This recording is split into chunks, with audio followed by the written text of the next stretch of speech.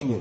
हम सब लोगों को पता है कि पिछले सालों में जो अनेक राज्य के अंदर ऐतिहासिक निर्णय लिए गए हैं, ऐतिहासिक फैसले लिए गए हैं, वो कठिन भी थे, कठोर भी थे, लेकिन राज्य के लिए जरूरी थे। वो फैसले हमने लिए हैं, चाहे वो यूसीसी के रूप में हमने फैसला लिया। उत्तराखंड हिंदुस्तान का पहला राज्य बन गया है जहां आने वाले 2 माह के बाद सभी उत्तराखंड के अंदर रहने वाले लोगों के लिए, चाहे वो किसी जाति का होगा, किसी वर्ग का होगा, किसी पंथ का होगा, किसी भी धर्म को मानने वाला होगा, उत्तराखंड का अंदर रहने वाला होगा, तो उसके लिए पूरे उत्तराखंड के अंदर सबके लिए एक समान कानून होगा।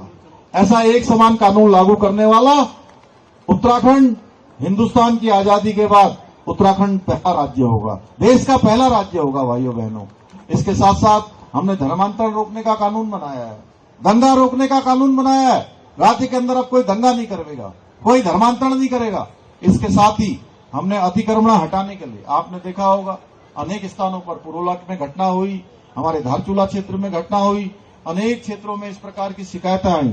हमने कहा है कि आप राज्य के अंदर हम उत्तराखंड का जो मूल स्वरूप है, उत्तराखंड जिस नाते पूरी दुनिया के अंदर जाना जाता है, जिसके कारण से उत्तराखंड के लोगों को देखते ही लोगों के चेहरे के भाव बदल जाते हैं, उनके अंदर एक श्रद्धा और विश्वास और आस्था का भाव प्रकट होता है जब हम कहीं भी जाकर ये कहते हैं कि हम देवभूमि उत्तराखंड से आए हैं।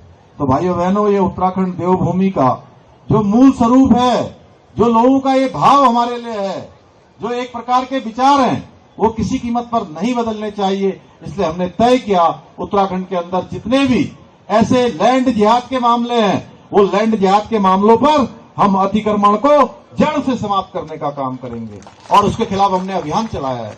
पूरे राज्य के अंदर 5000 एकड़ से भी ज्यादा जमीन इससे मुक्त करवाई है।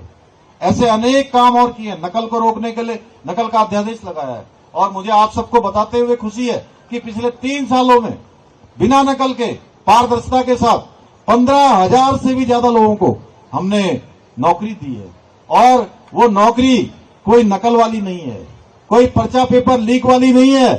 जो ईमानदार बेटे बेटियां हैं उनको ही चयन का अवसर मिला है। और बहुत सारे माता पिता ऐसे मिले मुझे जिन्होंने कहा कि हमारा बेटा और बेटी कई सालों से परीक्षा दे रहे थे, कई सालों से फॉर्म भरते थे, लेकिन उनका नंबर नहीं आता था।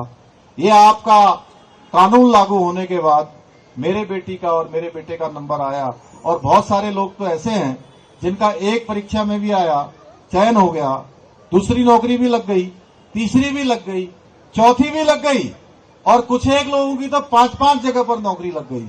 उनके सामने ही कंफ्यूजन पैदा हो गया कि अब वो कौन सी नौकरी में जाएं। भाइयों बहनों, ये सब बाबा भौकनाथ की कृपा से और आप सबके आशीर्वाद से संभव हुआ है। न्यूज नेशन अब व्हाट्सएप पर खबरों की ताजा अपडेट के लिए न्यूज नेशन के इस क्यूआर कोड को स्कैन करें।